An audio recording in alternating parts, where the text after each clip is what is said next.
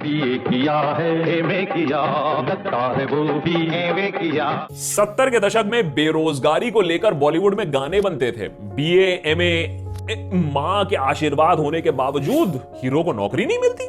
जिनके पास नौकरी थी, मिल का मालिक उनका खून चूसता था। कट्टू आज के समय में जब BA, MA, MBA, PhD, engineering, MBA करने के बाद भी नौकरी हाथ नहीं लगती है। पियोन, स्वीपर के जॉब्स के लिए भी कट थ्रोट कंपटीशन। नौकरी ना मिल पाने पर अगर नौजवान प्रोटेस्ट करे तो उसे कह दिया जाता है पकौड़े तलो। फिर भी ना माने तो अर्नब दादा और सुधीर अंकल आ जाते हैं, कह देते हैं तुम अर्बन नक्सल हो, टुकड़े टुकड़े गैंग हो, खान मार्केट हो, इंटरनेशनल कंस्पिरेसी है, ये सारे टैग चिपका के वो निकल लेते हैं। लेकिन तब भी यह सच्चाई तो नहीं बदलती है कि देश आज बेरोजगारी के कठिन दौर से गुजर रहा है, और ये तब जब हम एक नए सुनहरे युग में प्रवेश कर चुके हैं।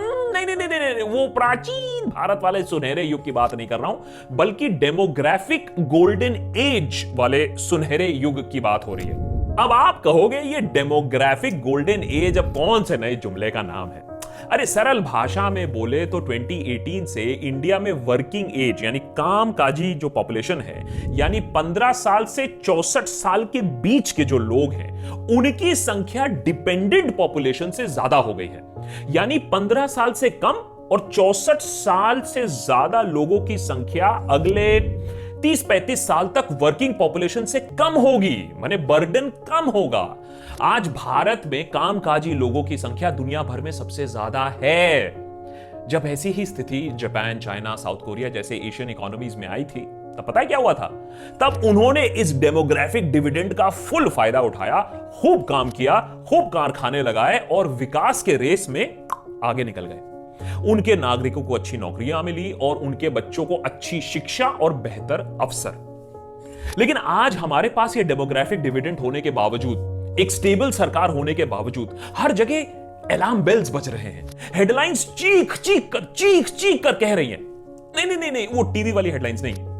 इकोनॉमिक एक्सपर्ट्स और इंटरनेशनल एजेंसीज ये कह रहे हैं, हमें आगाह कर रहे हैं कि भारत का ये जो मेगा पॉपुलेशन डिविडेंड है, ये कहीं पॉपुलेशन नाइटमेयर ना बन जाए। जुमलों से विपरीत आंकड़े हमें यह बता रहे हैं कि हम अब भी अपना पॉपुलेशन एडवांटेज, अपना पॉपुलेशन डिविडेंड का फायदा नहीं उठा रहे हैं, ये अपॉर्चुनिटी गंवा रहे हैं, और चीजों को ठीक करने का वक्त है ना, तेजी से निकल जा रहा है। देशभक्त के आज के एपिसोड में हम समझेंगे कि हमारे इस पॉपुलेशन डिविडेंड को बरकरार रखने के लिए क्या क्या किया जा सकता है, और हमारी बेरोजगारी की जो समस्या है उसका मूल रीजन क्या है, और यह प्रॉब्लम कितनी गहरी है। लेकिन हाँ, शुरुआत करने से पहले अगर आप ऐसे ही वीडियो देखते रहेंगे और सब्सक्राइब बटन नहीं दबाएंगे तो हम बेरोजगार बहुत जल्दी होने वाले हैं। नेता टाइप आधा काम मत करो, सब्सक्राइब के साथ साथ बेल आइकॉन भी दबाओ। मई 2016 और फरवरी 2021 के बीच में वर्किंग एज पॉपुलेशन, यानी वो लोग जो हमारी इकोनॉमी को 5 ट्रिलियन टन वाला बना देगी, वो 11.22 करोड़ से बढ़ी है। भाई बधाई हो। और हाथ यानी और लेबर माने और काम माने और उत्पादन ज्यादा बढ़ेगा तो देश बनेगा दुनिया का मैन्युफैक्चरिंग हब, हो गया चाइना का बेड़ा गर्क। लेकिन असल में ऐसा हुआ नहीं, क्योंकि असल में हुआ है कि वर्किंग एज पॉपुलेशन तो बढ़ी 11 करोड़ से, लेकिन मई 2016 और फरवरी 2021 के बीच में, 5 सालों के आसपास, लेबर फोर्स 3 करोड़ से घटी है, क्योंकि लोगों के पास नौकरी नहीं है। और यह सिर्फ कोरोना का किया कराया नहीं है, CMIE का 5 साल का डेटा कुछ और ही बयां कर रहा है कि हमारे देश में रोजगार के अवसर साल दर साल कम होते जा रहे हैं। मई 2016 में वर्किंग एज पॉपुलेशन थी 95 करोड़, माने 15 साल से 64 इयर्स के बीच वाली पॉपुलेशन। इस 95 करोड़ में से 46 करोड़ लेबर फोर्स में थी, यानी 48.5% लोग जिनके पास नौकरी थी, या फिर अगर वो बेरोजगार थे वो एक्टिवली नौकरी ढूंढ रहे थे। पिछले महीने का डेटा अगर हम देखें तो वर्किंग पॉपुलेशन की संख्या बढ़ के 105.8 करोड़ हो गई थी। इसमें से लेबर फोर्स लेकिन सिर्फ 42.85 करोड़ थी, यानी लेबर फोर्स पार्टिसिपेशन रेट 48.5% से गिरकर 40.5% तक पहुंच गई है। 5 सालों में 11 करोड़ और नौकरियां लग सकती थी, उतने हाथ तो थे, लेकिन असल में नौकरियां और अवसर 3 करोड़ कम हो गए। हमारे देश में नौकरी मिल पाना कभी भी आसान काम नहीं था, चाहे जो भी पार्टी पावर में हो। लेकिन अब हालत बद से बदतर हो रही है। साथ ही साथ पहली बार युवा आक्रोश सोशल मीडिया पर इस प्रकार से दिख रहा है। मोदी रोजगार दो ट्रेंड कर रहा है दिनों तक। स्टूडेंट्स के इस ऑनलाइन आंदोलन के बारे में, उनके आक्रोश के बारे में हमने एक पूरा एपिसोड बना के रखा है, देखिएगा जरूर। और इसका ये जो युवा आक्रोश है, इसका असल में जो कारण है वो CMI के डेटा से भी समझ में आता है। युवा पीढ़ी में बेरोजगारी पिछले साल कोविड के दौरान 40% तक पहुंच गई थी और करीबन एक साल बाद फरवरी 2021 में ये 25% से ज्यादा है। इसका मतलब है हर 4 में से एक भारतीय युवा आज बेरोजगार है। और कुछ और का पता नहीं है, लेकिन हमारे युवा का भविष्य जरूर खतरे में है। लेबर फोर्स पार्टिसिपेशन का डेटा और भी गंभीर कहानी बता रहा है। मई 2016 में 53.18% युवा लेबर फोर्स में था, लेकिन आज वो आंकड़ा सिकुड़ के महज 45.42% रह गया है। युवाओं को नौकरी नहीं मिल रही है और उसके ऊपर युवा अब नौकरी ढूंढना भी बंद कर रहे हैं। हमारे भविष्य के साथ गुड़गोबर हो रहा है। ये जुमले नहीं है, ये हार्ड आंकड़े हैं। CMI का रिसर्च नीचे दिया हुआ है, उस पर किया गया एनालिसिस विवेक कॉल का आर्टिकल नीचे डिस्क्रिप्शन लिंक में मेंशन्ड है, पढ़ लेना। नहीं तो फिर शुरू हो जाओगे, हाँ बेरोजगारी नहीं है, ये सब इंटरनेशनल कंस्पिरेसी है, जॉर्ज सोरोस का किया कराया है, लोग तो कारखाने में बिजी हैं। लेकिन अगर गलती से आपने ये बात मान ली कि हाँ वाकई रोजगार की एक समस्या है हमारे देश में, सच में डेमोग्राफिक डिविडेंड का सर्वनाश हो रहा है, हो सकता है, तो पता लगाना होगा कि भाई प्रॉब्लम कहां है। नेहरू ने 70 साल पहले ऐसा क्या कर दिया था जिससे आज हमारे सरकार के हाथ ऐसे बंधे हुए हैं। रीजन नंबर 1 तो यही है कि भाई जुमलेबाजी और शोषा को अगर हम साइड में हटा दे तो पता चलता है कि हमारा investment to gross domestic product ratio लगातार गिर रहा है। 2011-2012 में ये 34.31% ऑफ द जीडीपी था। 2020-21 में ये 30.91% रह गया है, अ रिकॉर्ड लो। सरल भाषा में अगर समझाने की कोशिश करूं तो पिछले 6 से 8 सालों में कम पैसा लग रहा है हमारी इकोनॉमी में। नए कारखाने, नए बिजनेसेस नहीं लग रहे हैं, नतीजा कम नौकरियां। पॉइंट नंबर 2, पिछले कुछ सालों में सरकार ने अपना रा विजडम का इस्तेमाल करते हुए देश के ऊपर कुछ ऐसे निर्णय ठोसे जैसे कि नोटबंदी का मास्टर स्ट्रोक और आनंद फानंद में लाया गया GST। अब देखिए, एजेंडा और इंटेंशन अच्छा था। एजेंडा था इकोनॉमी को फॉर्मलाइज करना, लेकिन आनंद फानंद में जिस तरीके से GST आया, बहुत सारे छोटे मोटे बिजनेसेस जो रोजमर्रा का ये कंप्लायंस, ये टैक्सेस नहीं समझ पाए, नहीं कर पाए, उनको बंद करना पड़ा अपने आप को। आज फार्म बिल के साथ भी वही मास्टर स्ट्रोक खेला जा रहा है। वो हमारे फार्मर भाई थोड़े अग्रसर हो गए, उनको समझ में आ गया। पॉइंट नंबर 3, हाल ही में हमने सेलिब्रेट किया इंटरनेशनल वुमेन्स डे, लेकिन इंडिया में सेलिब्रेट करने के लिए कुछ खास था नहीं, क्योंकि फीमेल लेबर पार्टिसिपेशन जो 2012-2013 और 2013-2014 में लगभग 25% था, वो गिर के आज सिर्फ 10.89% तक हो गया है। अर्बन इंडिया की कहानी अगर हम आपको बताएं तो वो और भी ट्रेजेडी फुल है। 6.65% फीमेल लेबर पार्टिसिपेशन। इसका कारण और भी गंभीर है कि शायद नौकरियां कम हो गई हैं और हमारे पेट्रियार्कल सोसाइटी में पुरुषों ने नौकरियां हथिया ली हैं। लेकिन बात तो साफ है ना कि नौकरियां कम हो रही हैं। पॉइंट नंबर 4, दुनिया भर में आपकी जितनी भी एजुकेशन है, आपको उतना पैसा मिलता है आपकी नौकरी में, लेकिन CMI के डेटा को हम कुछ और ही स्टोरी बताती है हमको। जितना आप पढ़ते हैं उतना आपके बेरोजगारी की आशंका बढ़ती है। इसीलिए हर 5 में से 1 ग्रेजुएट आज बेरोजगार है।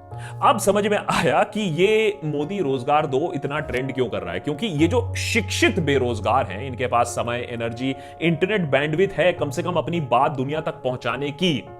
दूसरे जो है ना, वो और भी लाचार हैं, वो तो बोल भी नहीं पा रहे। पॉइंट नंबर 5, हमारे पूरे जनरेशन को यही सिखाया है कि बेटा अच्छे तरीके से काम कर लो, अच्छे तरीके से पढ़ाई कर लो, अच्छे तरीके से एग्जाम दे दो, नौकरी तो मिल ही जाएगी। लेकिन ये बात आज सच नहीं है। दुनिया भर से बड़े बड़े जो कंपनीज हैं वो वियतनाम, लाओस, फिलीपींस, इंडोनेशिया जैसे देशों में जा रहे हैं, हमारे देश में कम आ रहे हैं। जो देश में कंपनीज हैं उनके खिलाफ टैक्स टेररिज्म चल रहा है। मैं नहीं कह रहा हूं, मोहनदास पाई जैसे बड़े बड़े दिग्गजों ने यह कहा है। और सरकार के पास पैसे कम हैं, इसीलिए सरकारी नौकरियां भी कम होती जा रही हैं। जैसे कि अगर हम बात कर लें सेंट्रल पब्लिक सेक्टर एंटरप्राइजेस सीपीएसईज के बारे में, पिछले कई सालों में नौकरियां वहां कम होती आई हैं, लेकिन सरकारी नौकरी के जो फायदे हैं, बेनिफिट्स हैं, वो अभी भी सॉलिड हैं। जॉब सिक्योरिटी है, मेडिकल फैसिलिटीज है, पेंशन है। इसीलिए पियोन और स्वीपर तक के नौकरी के लिए पोस्ट ग्रेजुएट और पीएचडी अप्लाई करते आए हैं। अब भाई अगर दूसरे ग्लोबल इकोनॉमीज को टक्कर देना है, अगर डेमोग्राफिक डिविडेंड का फायदा सच में उठाना है, अगर रोजगार के नए अवसर क्रिएट करने हैं, तो 5 चीजें करनी जरूरी हैं आज। नंबर 1, सबसे पहले तो जोर जोर से चीख चिल्लाना है, खतरे में है। इतना तो आपको ऑलरेडी एक्सपीरियंस है। अब इस खतरे में है से पहले आपको जोर से चिल्लाना है, बोलना है, हमारी इकोनॉमी खतरे में है, हमारे जॉब्स खतरे में है, हमारी डेमोग्राफिक डिविडेंड खतरे में है, हमारा कॉमन सेंस वो भी खतरे में है। कहते हैं, हमारे शास्त्रों में लिखा है, मैंने व्हाट्सएप पे पढ़ा है कि समस्या का समाधान तभी मिल सकता है जब हम मानेंगे कि समस्या है। Self realisation and admission of harsh reality. Number 2, ताबड़तोड़ काम करना होगा हमारी युवा को एजुकेट करने के लिए। व्हाट्सएप यूनिवर्सिटी से काम नहीं चलेगा और ना ही आईटी सेल प्रोफेसर से। एजुकेटेड वर्कफोर्स ही नए अपॉर्चुनिटीज का सही लाभ और इस्तेमाल कर सकती हैं, लेकिन ये एजुकेटेड वर्कफोर्स का जो लाभ है ना, वो 10 साल बाद दिखता है। इलेक्शंस आते हैं हर 5 साल। यही तो गंभीर समस्या है हमारे नेताओं के सामने। हमारे नेता बातें ऊंची करते हैं, लेकिन हरकतें तो देखो इनकी। 3% जीडीपी का सिर्फ जाता है एजुकेशन को। अबे 3% जीडीपी से देश के युवाओं का नया भविष्य कैसे बनाओगे? अजीब फकीरी है। पॉइंट नंबर 3, सिर्फ डिग्री के पीछे भागना बंद करना होगा। फैक्ट्री लाइन की तरह हम इंजीनियर और एमबीए पैदा करते हैं, और जब होते भी हैं तो वो उनके पास इतनी भी स्किल्स नहीं होती है कि एक नॉर्मल नौकरी संभाल ले। ये हमारे देश की दूसरी बड़ी प्रॉब्लम है, प्रॉब्लम ऑफ अनएम्प्लॉयबिलिटी। इसके बारे में हमने एक पूरा एपिसोड यहां बना के रखा हुआ है देशभक्त पे, देखिएगा जरूर। शॉर्ट में बोले तो नौकरियां अगर कहीं मैजिकली उत्पन्न भी हो जाती हैं, उन्हें करने के लिए सही हाथ, सही लोग नहीं है हमारे पास। नंबर 4, अगर ये डेमोग्राफिक अपॉर्चुनिटी का सही इस्तेमाल करना है तो देश में इनइक्वालिटी चलो खत्म नहीं, कम करना होगा। Caste inequality, urban rural inequality, medicine and reproductive services inequality, और अगर ये जो सोशल टेंशन लगा के रखा है ना, लोगों को आपस में भिड़ा के रखा है ना, इससे सिर्फ नेता इलेक्शन जीतेगा, देश नहीं जीतेगा। जब तक ये बात नहीं समझोगे ना, तब तक वो 5 ट्रिलियन इकोनॉमी भूल जाओ। क्योंकि इतने झगड़े, इतने तू मैं खतरे में हूं के बीच में ना कोई अपना कारखाना नहीं बैठाएगा। फाइनली डेटा यह भी बताती है कि हमारे देश में 1.4 to 2.8 ट्रिलियन तक खोया है।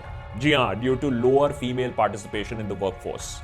माने हम फ्रांस या स्पेन की इकोनॉमी की तरह बढ़ सकते थे अगर हमारी औरतें हमारी इकोनॉमी और लेबर फोर्स में बराबर का हाथ बटाने लगे, लेकिन हम तो उन्हें घरों में और ठूसने पर तुले हुए हैं। आजकल नया ट्रेंड चला है ना कि जो डेटा, जो हकीकत आप झुटला ना सको, उसे कह दो इंटरनेशनल कंस्पिरेसी है, उसको नाम दे दो। हमारे दरवाजे पे आज डेमोग्राफिक डिविडेंड दस्तक दे रही है, इसमें कोई डाउट नहीं है, लेकिन डेटा यह भी बता रही है कि हमारे दरवाजे पर बड़ा सा एक ताला लगा हुआ है। अब आप ताले को झूठ भी बोल सकते हो और कह सकते हो सब चंगा सी है, लेकिन फिर यह भी याद रखिएगा, जो अच्छे दिन है ना, वो जो डेमोग्राफिक डिविडेंड लाने वाले थे, वो भी एक जुमला बन के ही रह जाएगा। नेता टाइप आधा काम मत करो, सब्सक्राइब के साथ साथ बेल आइकॉन भी दबाओ। एपिसोड कैसा लगा जरूर कमेंट करके, लाइक करके, डिसलाइक करके भी बता सकते हैं। आपके कमेंट्स का जवाब देने की पूरी कोशिश करता हूं, लेकिन only comments from subscribe members, ये याद रखिएगा।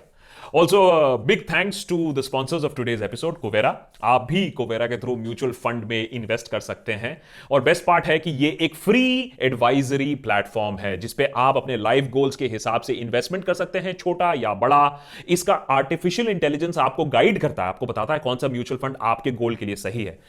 Of course tax saving month है मार्च का। कुवेरा के थ्रू ELSS में भी इन्वेस्ट कर सकते हैं। 78,000 तक आप टैक्स बचा सकते हैं। इस पे आप डिजिटल गोल्ड खरीद सकते हैं, हेल्थ इंश्योरेंस खरीद सकते हैं बहुत कम रेट पे, और म्यूचुअल फंड पे लोन भी आपको मिल सकता है। इंटरेस्टिंगली कुवेरा के थ्रू अब आप 1000 से ज्यादा US स्टॉक्स में भी इन्वेस्ट कर सकते हैं, 0 कमीशन, एंड वो भी बड़े आसानी से। कुवेरा को बॉम्बे स्टॉक एक्सचेंज ने लगातार 3 साल से बेस्ट फिनटेक का अवार्ड भी दिया है। सब मिलाकर सबसे बेस्ट वेल्थ मैनेजमेंट ऐप है, वो भी फ्री। डाउनलोड लिंक नीचे, एक बार ट्राई जरूर कीजिएगा, क्योंकि रिमेंबर मैं हमेशा आपसे कहता हूं, आपकी जॉब हो या आपके फाइनेंसेस, आत्मनिर्भर तो आपको ही बनना पड़ेगा।